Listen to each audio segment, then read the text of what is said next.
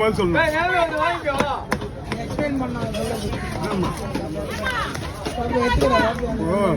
வைத்தியத்துக்குன்னு சொன்னா ஒத்துக்குவாங்க. நல்லது கெட்டது சொல்லு. நல்லது சொல்லல நல்லது வைத்தியம். கெட்டது எதுக்கு? சாமியாருக்கு வருவாங்க அது வாங்கறதுக்கு. அது இப்போ என்னன்னு சொல்றது? என்ன அப்படின்னா சரி விடு வருவான். அவன் நல்ல மீன் இல்லாம போக மாட்டான். புரியுதா? போட வெட்டுறது லேட்டாக ஆகுதுப்பா.